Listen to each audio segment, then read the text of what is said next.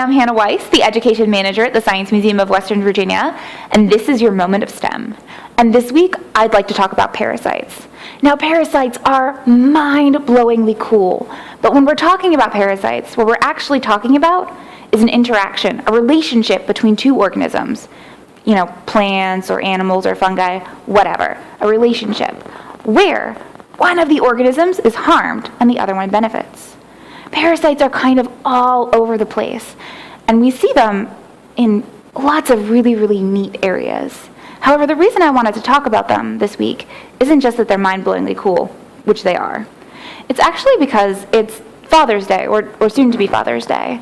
And for me, parasites are inextricably linked with my father. And no, it's not because of that really often repeated joke comparing children to parasites. Actually, the reason that I always think about parasites when I think about my father is that he's an infectious disease specialist who studies parasites. I probably grew up being able to name tons and tons of them. But of all the ones that he studies, the one that stuck with me most, the one that I remember him talking about most, is Toxoplasma gondii. Now, that's actually a parasite that ends up in the news quite a bit because it can be kind of dangerous for pregnant women, and it is carried by cats. However, if you are pregnant, that doesn't mean you need to get rid of your cats. In fact, when my mother was pregnant with me and both of my siblings, she kept her cats, though you may want to have a friend or a family member change the cat litter. So Toxoplasma gondii, what it is it's single-celled organism, which cycles between cats and rats. And what it does is it changes the rat's behavior when they get infected so that they're more likely to go to cats. So they get eaten and the parasite can continue its life cycle. But it is kind of crazy that this tiny single-celled thing is able to change the behavior of a rat.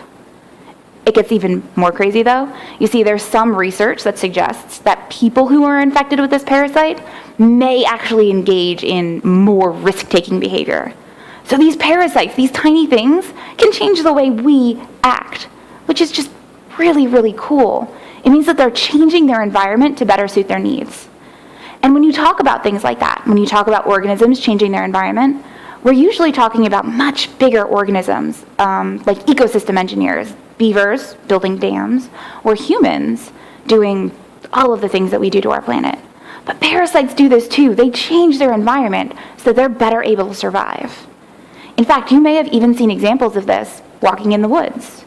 If you've ever gone for a hike and seen a tree that had kind of a outgrowth or a bulge in it, that may have been a gall. And that gall is actually the result of a parasitic interaction in that tree. So parasites are really, really cool, and they change their environments.